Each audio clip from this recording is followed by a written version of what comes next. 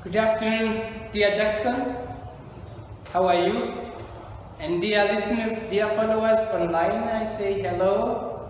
How are you doing? I'm great. It's my pleasure once again to meet you just to talk about English. This is our main point. Well, murakoze cyane ndabaramukije mwiriwe neza hanyuma nongekwa ikaze mu bigo byacu by'ino munsi mwe mudukurikirana ku murongo n'abari hano. Welcome back. And nkuko bisanzwe nagomba nongere nabibutse kugira ntimucikwe n'ikigwa na kimwe uko bibacitswe aca wiga ivy'imbere ntubitahura mu gihe utabonye ibitangura kuko icongereza bimeze nko kubaka inzu uhera ku mushinge ukaduga tuzogera ku rugero rwaho dusakara. Rero ucibuja ku gusakara utagira umushinge uvuga bitokunda mwibuke rero gufite hahandi murabona ahantu hari ivyandiko bitukura kuri YouTube hajya pembeni hajya munsi handitse subscribe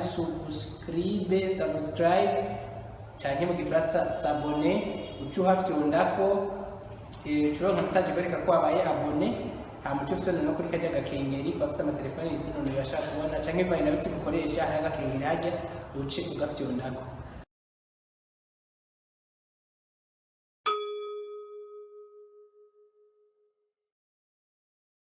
Hama dushobora gukurikirana icongereza cyo gukurikirana ivyigwa byose bizogenda bica kuri ino channel yacu.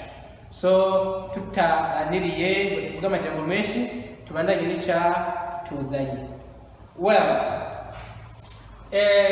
turacabandanya hamwe na present simple tense. Present simple tense ngabo mu buryo butandukanye ko nayo twahereye ko bya present simple tense ni umwanya uhambaye cyane, ni umwanya dukoreramo ibintu byinshi. Twarabonye harimo za rukozi, hariho I jewe ngomba kuvuga ibintu nkora nkacantaza I, hariho you wewe ngomba kubwira ibintu ukora ashishaki ko gukora ibikorwa na tumaze kwiga ama verbs menshi. Hariho he uriya muhungu, she umukobwa, it ikintu acavuga ico kintu none gikora iki cyashira kikorwa ico kintu gikora. Hariho we twebwe, hariho you mwebwe, hariho bobo they tiko turabavuga. So ivyo nivyo tugashagiye turaherako hama twarabonye ibintu twita yes or no questions. Yes or no questions ni bibazo bakubaza kishura yego canke oya. Urafise amahera? Ego. Urafise amahera? Oya. Then yes or no questions. Ariko mu cyongereza twabonye ko kugira ubaze ikibazo udahindura ijwi gusa, barahindura n'inyubako. Rero twaciye tubona ko hariho utuntu twita auxiliary verbs. Mu cyongereza imisi yose mu kubaza ikibazo cya ego canke oya yes or no questions bisaba ko ushiramwo auxiliary cyangwa ikaba irimo. Mu auxiliary twashoboye kubona auxiliary verbs, twashoboye kubona be, sivyo? Twashoboye kubona can, twashoboye kubona may, twabonye must. Batabiravye mu cyamusubira inyuma muraza kubibona ahantu hari ibintu bijanye na yes or no questions.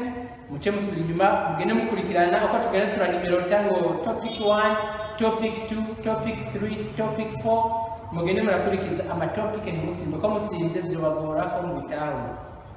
Ama auxiliary mu cyangwa yabananira mwe natonze harimo will sigura kazoza nizo ucuvuga ngo I jewe nzoza kuza nitukam jankura ko tu hacasigara kam ncenongeramo will cyamvuga ngo nzoza I will come amba mejeje kujya ni tweet nzoja I will eat. Mu bintu byose ugomba kuvuga ko uzokora ugenda ushiramo will. Twabonye kandi yindi ikora muri kazoza ni shall, ariko yo ikora kuri I no kuri will. I shall come tomorrow, nzozejo. To call twabonye ko ari guhamagara, gutelefona, nzoguhamagara ejo. I will call you, I will call wewe you tomorrow. Kacubandanya rero. Hanyuma twarabonye ingene to be bayikonjiga ko to be ari verb ihinduka. Utashaka kuvuga ngo to be sigura kuba, udashaka kuvuga ngo jewe ndi ikaramu cyuvuga ngo I be a pen.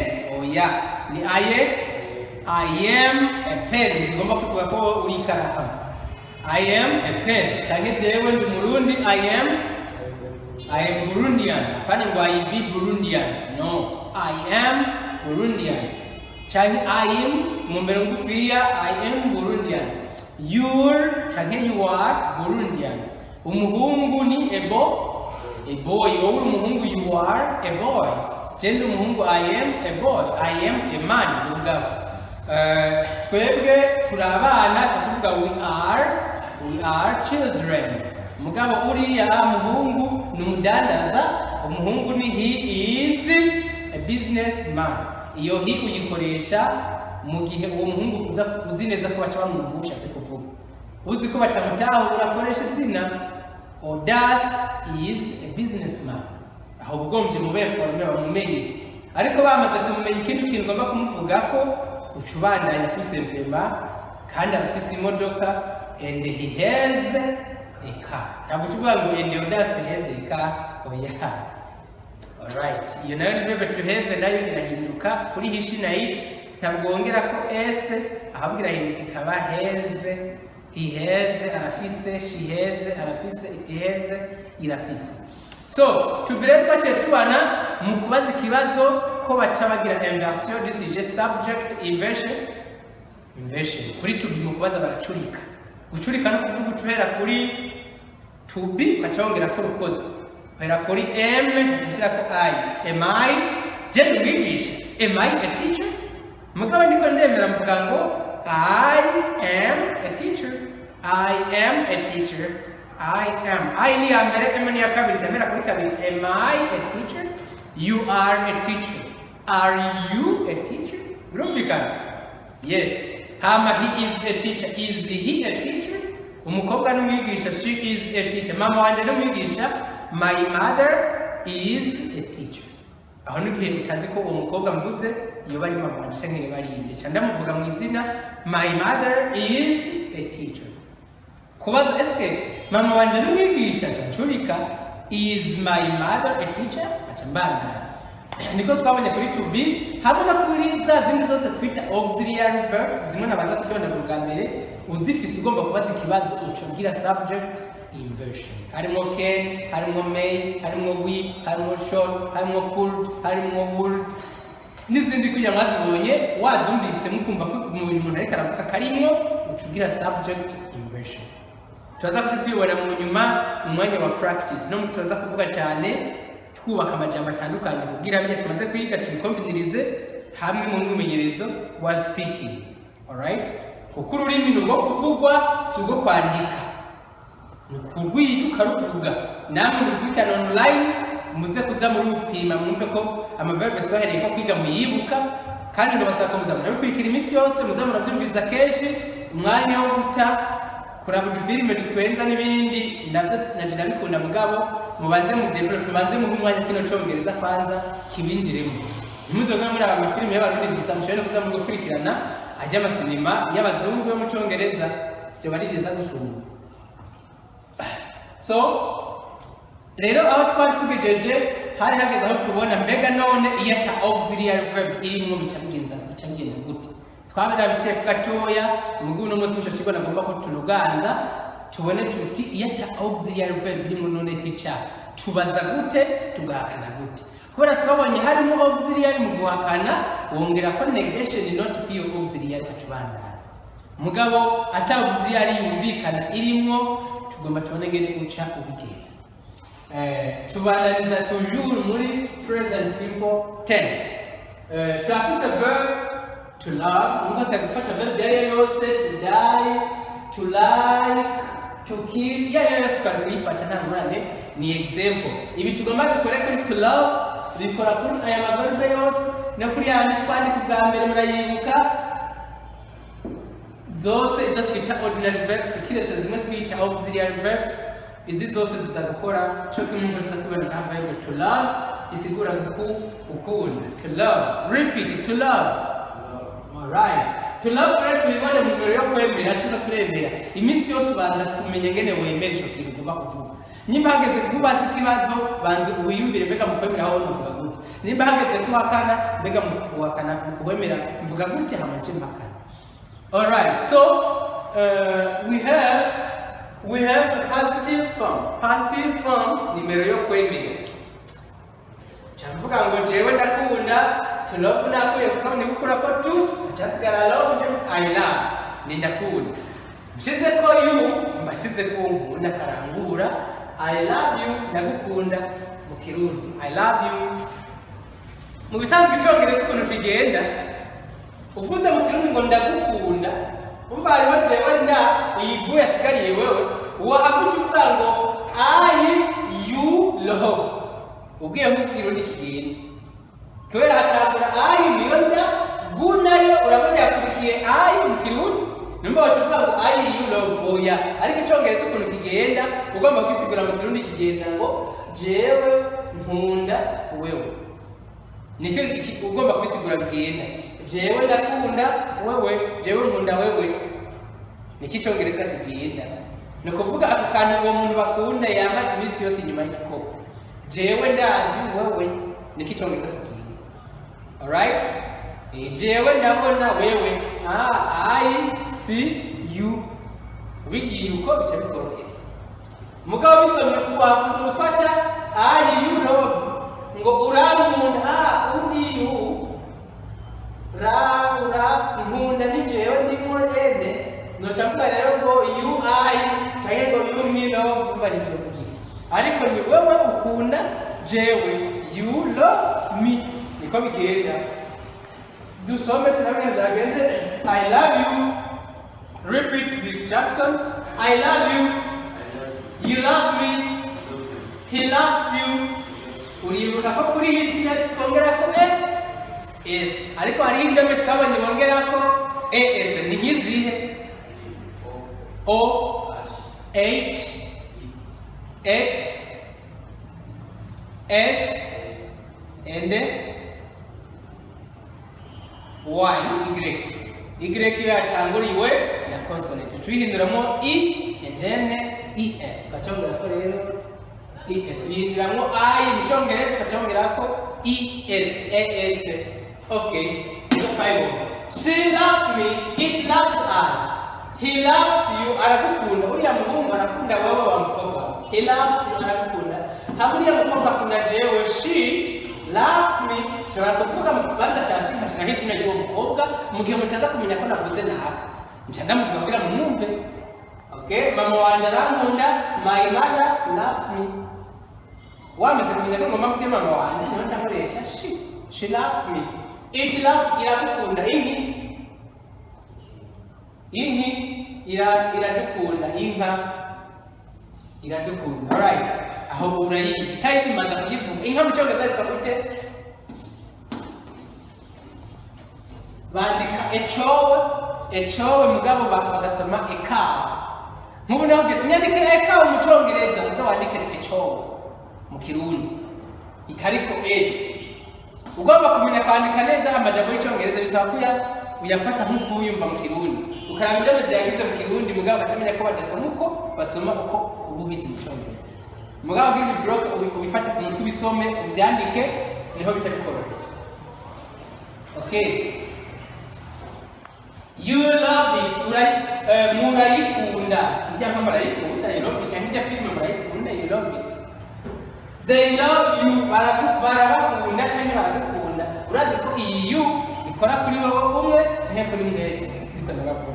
They love you. Barabakunda cyangwa baragukunda.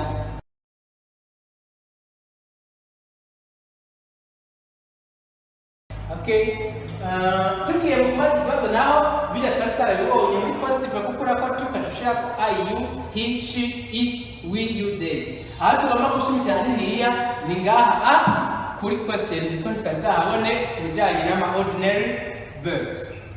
Verbe zisanzwe, verbe zicishimikizo, verbe umuntu yishimikiza, verbe principal. So, mukozi kibazo rero kwa verbe asanzwe atari ama auxiliary ucawitiza auxiliary do nikoresha ikacita hehe ukacwiherako niyo ucawongerako nikuvuga ngaha ukigeze wongerako do ugeze kuri hishi nayo do ikaciba does yabaye does kubera iki kubera ni verbe isanzwe iherezwa n'urudome o tukaba twabaye ko kuri hishi na it ama verbe yazwa n'indome o yongerwa ko es bisigura iki niyo wayongeye ko s gusa ugeze kuri do uteza kongera ko s kandi niba cyongera ko s imwe kandi verb o ari verb heza no dome o utegeza kongera ko as hanyuma ya s wari washize ko mu mbere yo kwemera muri positive form ikibako. Alright, yes, you omit this s, you take away the s and then you say I love you. Twavuze mu Kirundi rero mu Kirundi mu kubaza bahindura ijwi, ariko mu Cyongereza wongera ko akantu wongera kimero ari imero wongera ko rero nazongera ko do. Ni kuvuga hagize ngo ndagukunda I love you, mu Kirundi ngo ndagukunda. Mu kubaza mu Kirundi tuvuga ndagukunda nta kindi kintu wongera mu kwandika uretse guhindura ijwi hamwe na kabaza tukita question mark.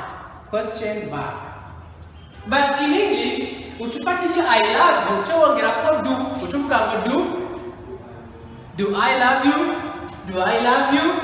you love me urankunda none urankunda do you love me mbe urankunda do you mu Kirundi abantu bitango mbega cyangwa mu Gifaransa ngo eske nutwo tunyene bawashize ko ngaha bavyagiye na kandi kajya mu zero mu Cyongereza kitwa ngo ni eske nikaba ni ibinyene mbega urankunda do you love me mbega arakukunda does he love you apana ngo he loves you no uhindurira gusa oya does he love you yes does she love me mbega arankunda does it love us eske iradukunda mbega iradukunda okay do we love them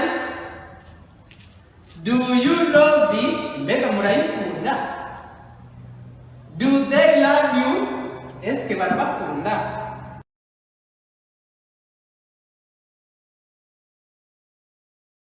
hanyuma tugiye muri negative form mu mbere yo guhakana naho nyene mu Kirundi imenyetso makanyini si na ni na ta si ni na ta nibwo buntu bakoresha mu guhakana sinza ntuza nta agenda. Okay, mu Cyongereza bakamenyesha ko guhakana ku ma auxiliary verbs ni not yonyene ni negation not mugabe ata auxiliary verbs iyo ata auxiliary verbs zirimo utawitiza auxiliary do ukatongera ko rero not bisigura ko naho nyene mu guhakana bisaba ko ufisemo auxiliary ata auxiliary ririmo ntibahakana ni iyo ubonye atayirimo utawongera ngo do kugira bari icuhakanira kubera do bisigura kuko nana ngunda kwa Jacob Jackson urikukora iki cyangwa nk'ubunyene urikukora iki urikuri nako utavuze ngo ndiko ndakora kubera kwera iverbe gukora timurayigerwa kubera gukora nico kimwe n'ivyo nyene wishuri. Alright, niko vuga verbe to gukora iza gusubirirwa n'icyo gikorwa uciye wishura niyo verbe y'igikorwa uriko urakora. Alright, niko vuga to rero ntacihindura mu byungane ryawe ufise mvuze ngo I go ni huko novuga ngo I do go nico kimwe isikuru ni imwe ahari ndagenda mbangiye directement nawe I do go ndakora igikorwa cyo kugenda ivyo rero kubera arico kimwe ndakora igikorwa na ndagenda ni meme shows nico kimwe same mwico gihe ntibirigwa ura ikibazo baciye mukweme ariko hageze mu kubaza ariko hakanisha dukoresha icyo mbana nubasha kugira ati I do go no zire mo do nene bana kubaza ikibazo kuza kugira subject inversion ucucurika ucwera kuri ibyo uvuga ngo ese ndagenda do I naho byavuye byo byo kongera byo guturika byo gushiramo do byavuye kandi mu gihe yatavuye irimo do ibisanzwe ariko ndikunda kwivuga kubera isigura cyo kimwe wayishyize cyangwa utayishyize mugahagaze kubaza ikibazo icyo yumvikana kubera n'icyohera mu kubaza uko navuze ngo mu kubaza ikibazo cya ego cyangwa ya yes or no questions bisaba ko uba ufisemo auxiliary atayirimo haba harimo do bitumvikana badashima kuvuga n'icyo hera ko kugira bazikibazo no guhakana niko nyine bigenda ayigo nta auxiliary irimo mugabo harimo do nataza ngoye bajama kutakimera ngo I do go bisigura ko mu guhakana cyangwa kuri auxiliary njemwe I do not go ariko hari n'itisanzwe tumvikana uterushira kubwo nyene akajambo not kuri auxiliary. Do I go? Ese ndagenda. Do you go? Uragenda. All right. So mu guhakana rero duhakanira naho cyane auxiliary not. So negative form guhakana. I do not. Niko kajambo turakoresha mu guhakana mu gihe atari mu auxiliary atakeni irimo, atamei irimo, atawili irimo, atashori irimo, kuja muzibona twazize wumvise atazirimo uzokoresha do not mu guhakana. Ugeze kuri hishi nayo tuzoshiba does not. Ariko ya ese ndigaruka. Okay? All right? So I do not love you. Sinakukunda. Apana ngo I love you not. Changi I not love you. Oyanza kukoresha not taka auxiliary karimu. Hope you understand. So dusome I do not love you. I do not love you. You do not love me. You do not love me. He does not love you. He does not love you. She does not love me. She does not love you. It does not love us. It does not love us. We do not love them. We do not love Them. You do not love it. You do not love it. They do not love you. They do not love you. Alright, so I don't notice. This notice. Turafise notice ngaha batugira ngo do not equals akaba kita equals egal. Do not equals don't. Wesigura ko ngaha turavuze ngo I do not love you, shobora kuvuga ngo I don't love you. Izi ngufiya twabonye ko izi mirongo ngufi bazikoresha mu cyongereza cyo kuvuga. Ndiko ndavuga ngo resha ndiko ndandika niho nandika ibikwiye.